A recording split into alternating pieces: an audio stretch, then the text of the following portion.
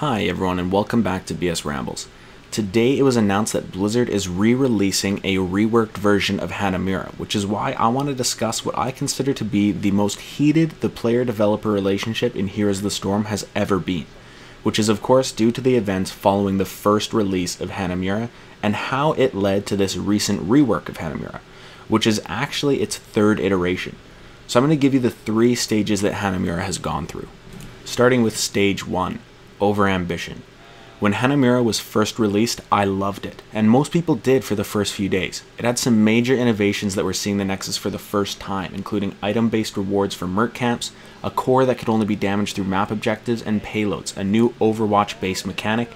But over time, players figured out some major flaws in the overly ambitious map design. The most pressing of which was that by far the best strategy on Hanamura was to completely ignore the objectives and push a lane as hard as possible, because once the structures leading to the enemy's core were destroyed, that lane would spawn special minions called sappers with every wave. And when they reached the enemy's base, they would deal direct damage to their core, which was recorded on a point system similar to Towers of Doom, except that the core only had 7 health. So it only took 7 of these waves to get through for the game to be over. On top of that, by destroying structures, the payloads themselves were also powered up, which was an extreme advantage with such a low health pool on the core. This turned wins into landslide victories because the threat that the sappers represented in lanes was so high that if they were spawning, it was near impossible for the losing team to defend the payloads effectively because they had to commit heroes to defending those lanes. Through this strategy, some players were boasting win rates of up to 80%. As I mentioned, it was also the first time that item-based rewards for capturing merc camps was introduced to the Nexus, featuring a support camp at either side of the map, as well as turret camps next to each of the 2 lanes. With these new innovations, there were some major issues. Firstly, the turret camps didn't prioritize heroes, so using them in lane was often pretty much useless. But more than that, the support camps were overtuned. The mini-bosses were quite powerful, and the area of effect heal over time that they dropped was extremely powerful. But worse still, these camps were able to be bribed. That meant that instead of committing a couple of heroes to a mini-boss-esque merc camp, you only needed 1 charge of bribe to reap the reward of the most powerful merc camp the Nexus had ever seen, making bribe basically mandatory. I personally exploited this mechanic specifically and ended up with an over 60% win rate on Hanamura because of it. Stage 2. Hanamura's first rework meets a player base ready to hate it.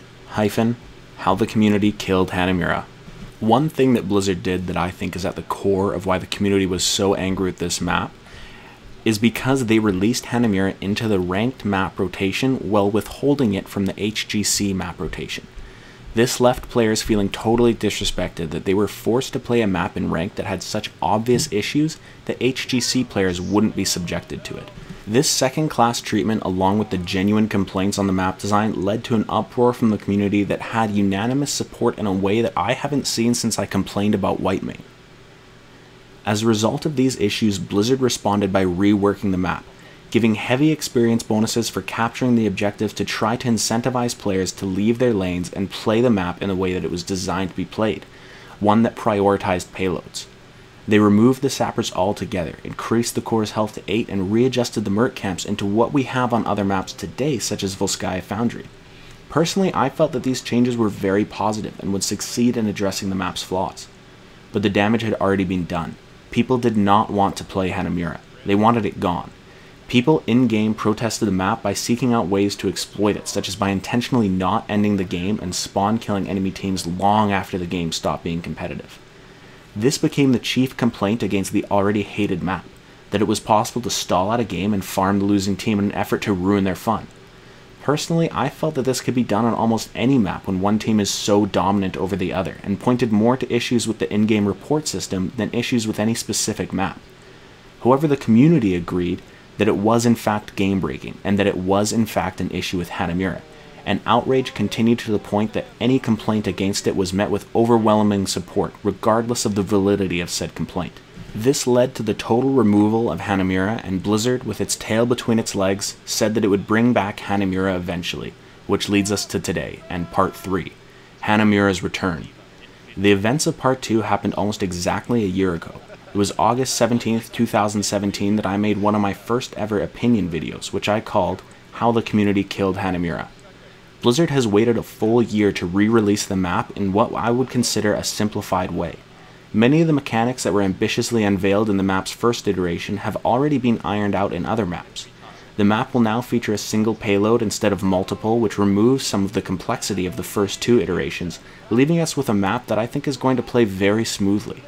The one new innovation that this map is introducing is vision camps, which has you kill 3 weak mercenary camps to control vision instead of just standing on a pad. It's a very safe change to the game and one that has very little potential to damage gameplay. I think a year is plenty of time for everyone to have cooled off and be ready to take another stab at Hanamura, and I think Blizzard has done a great job of this rework. I'm very excited to play on this beautiful map's 3rd iteration and really hope that we don't find a way to break it again. I really hope that you guys enjoyed this very subjective little history lesson, and if you did, please do subscribe to my channel. I will be covering all things Gamescom in the near future and will continue to regularly make Heroes of the Storm videos. Let me know what you think in the comments, or let me know that you like this video using the like button. Thanks everyone very much for watching, and have a great week.